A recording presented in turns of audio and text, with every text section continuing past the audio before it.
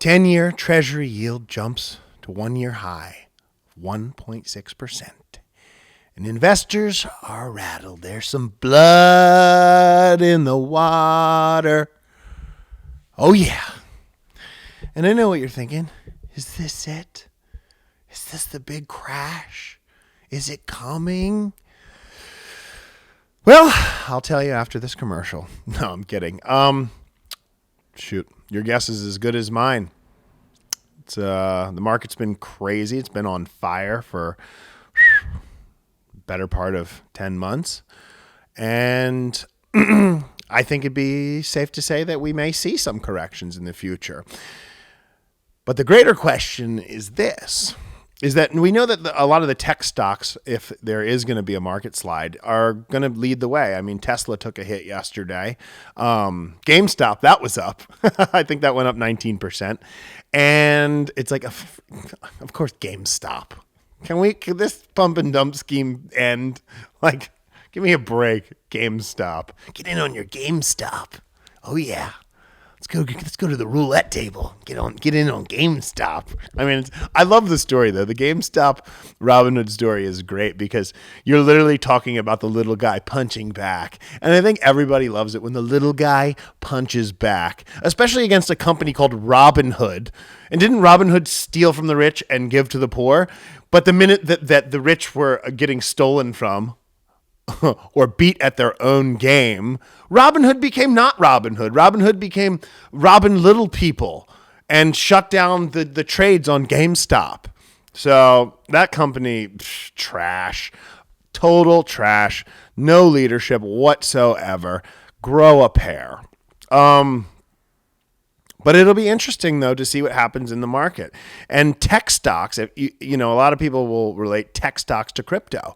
Will tech stocks be falling under the same jurisdiction or the same genre as crypto? Well, I don't know. Cryptos are not stocks, for one, but the cryptos are down today. And you might see a little correction. Things don't just go up. I mean, people need to be aware of that. Things don't just go up. This is not financial advice, but markets require healthy growth. And part of growing, just like in life, you're going to have ups and you're going to have downs. You're going to have ebbs. You're going to have flows. Okay. And you need to understand that don't freak out. Don't panic. I personally don't think, this is my opinion, and it's for entertainment value only. I personally think that I think the market's going to continue to rise. I don't think that we're going to see the world's biggest correction or we're going into the Great Depression. Like that gets pushed, and maybe I'll be proven wrong. Maybe we're heading towards the worst depression ever. But you know what? I wore this little outfit for you because I think we're going into the roaring 20s, baby. That's right. I think we're going to go into some unprecedented growth. And there's going to be corrections along the way. And you should be ready for those. And don't put all your chips in one basket. Diversify into property, diversify into crypto, diversify into stocks, diversify into ETFs. You want some safe, you want some risky, you want some hard assets, and you want things that are going to keep you rich. Okay? Don't go to Vegas and put it all on red. That doesn't work out well. It's a cliche saying at this point, but bears make money, bulls make money, pigs get slaughtered. So the greedier you are, the higher probability there is that you are going to lose all your you-know-what. Diversify. Proven principle, time and time again. Looking at the cryptos, you're saying, everything's down. We got Bitcoin down. We got Ethereum down. But then we come to our favorite little friend, Cardano. And that's up. I think it was up 30% for the week. It's between 4 and 7% up today. Making new highs for the year. And I think we all know where that train is headed. The Merry Hard Fork is coming out. The Daedalus wallet just introduced their voting feature. I highly suggest. I'm going to do a video on the Merry Hard Fork, and I'm going to do a video on the voting features of the Daedalus wallet. But I think you get $70 for registering to vote. And I encourage everybody to vote in the Cardano ecosystem. That's the beauty of it. That's the thing that gives us the power. And the more participation that we're going to receive in the network, the stronger the project is. Okay. If you just want to set it and forget it, that's cool. Cool. You add to the overall market cap. But the thing that's going to make this thing really, really, really, really be a force to be reckoned with is participation and people being in the project and using it. And that's what has made Ethereum a force to be reckoned with. They have all of the developers. So if you're a believer in the Cardano project, in the ecosystem, and what they are launching with the Joe Rogan phase, somebody put in the comments the other way, what are they? Go Jogan, the Go Jogan phase. Can we please change that to the Joe Gogan phase, Charles, if you're watching this? So participate, because that's what's happened with Ethereum. Now, so many people have participated in Ethereum, they realize that they're getting bottlenecked and the fees are killing the network. And now they don't know how scalable their project is. Cardano, if they deliver on what Charles Hoskinson has been saying, is going to have a lot less problems with the scalability issues that Ethereum has faced. And they're going to be offering interoperability. That's a hard word to say, interoperability. Communication with other chains. You see partnerships like Cardano, Litecoin, and various other talks of other partnerships with other cryptos out there. And that's what's going to make this project grow. That's what's going to make this project go to the $5, to the $10 range.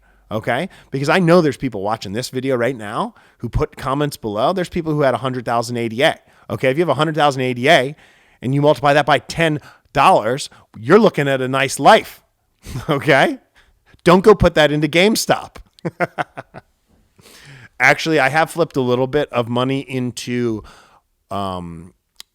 Rolls-Royce, not the cars. The cars is owned by BMW. It's Rolls-Royce Engineering, Aerospace Technologies, RCEY, I believe is the ticker. I'll fix it if I said it wrong. And I think that's a safe bet because, look, that is a very, very, very hard industry to get into. Aerospace technology, number one. Got that like little head bobble. Very high dollar entry fee. Okay. They have to do government contract. They're doing government contracts all the time because that's mostly who they produce for, but they also produce the Airbus engines and they're at I think it's a 20 or a 21 year low. I think the stock was trading around $1.50. Last year, pre-coronavirus, it was at about $9. And coronavirus came in, whoop, nobody needs Airbus engines anymore. Well, travel hasn't been at an all-time high in the last 365 days. I don't know if you've checked your calendar recently, but, my whole trip to Jamaica got canceled. So did a lot of other people's and a lot of other good trips. And I personally think the time comes, the travel industry is going to boom in the future. You're not going to be able to get a plane ticket, and they're going to be overpriced if you can. That time comes, they're going to need more Airbus engines. The old planes going to get tossed out. The new planes are going to come in, and there will be a demand on those engines. And that's a little, it's a little risky. It's probably something that I'll end up holding for anywhere from 18 to 36 months. With that being said, though, if it goes from $1.50 to $9, that's a 600% gain. So that's not a good, that's not a bad flip into, I think, a stock that has strong fundamentals. If you want to flip some crypto profits into something that is a little safer, a little bit long-term, I just think it's a very solid company and what they've done for a very, very long time in the engineering space. Maybe we can get a Rolls-Royce Cardano partnership. Just kidding. So yeah, crypto, is it a tech stock or is it a crypto? Well, obviously it's a crypto, but will they participate in a market downtrend? You tell me in the comments below. I'd really like to know what you guys think. Or do you think crypto will be an outlier? That'll be like, maybe a lot of other stuff will tank and crypto will go up because a lot of people are calling it a hedge. And yeah, it's definitely a hedge for sure. I saw one guy said he put 1% of his wealth into Bitcoin. Okay. Because he said, look, he goes, if I look at the cash in my bank account, that's basically a depreciating asset. And that's a good point. I mean, if you're talking about what has inflation been historically, 2.14% on average, well, your money is rotting in your own hand every day you hold it in a bank and just sitting there depreciating. Well, hey, if you bought Bitcoin and you held it for the last 10 years, you would have really hedged against inflation there. But you're saying, hey, this asset class, and Bitcoin, I believe, is the most owned asset class in the world now,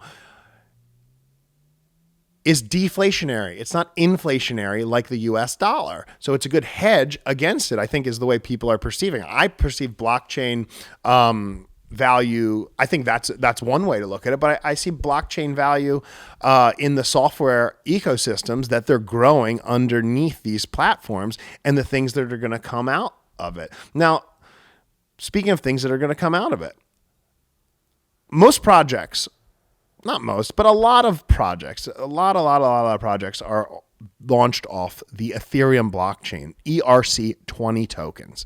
Now, if you're super new, the best way I can describe this to you is this. Imagine an oak tree, or let's say a pine tree. Let's say a pine tree grows in the forest. It grows big, it grows wide.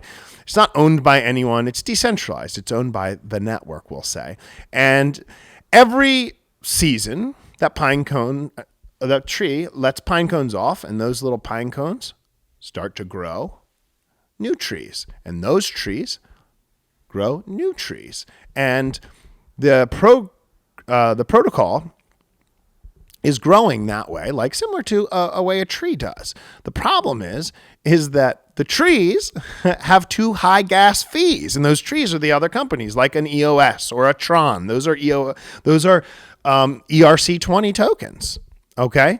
And when the fees are too high, the developers, the people who are creating the projects, are getting charged way too much money. When you go to make a trade on Uniswap, I paid $200 for a trade the other day. I mean, that is ridiculous. Why would it be $200 for my trade? Like, give me a break. I still made the trade, but like, that needs to be fixed with Ethereum, or Ethereum is going to have some real problems in the future. That doesn't mean that Ethereum won't be a force to be reckoned with in the future. It's a force to be reckoned with already today. And I think we can see probably a lot of great things come out of that program in the future.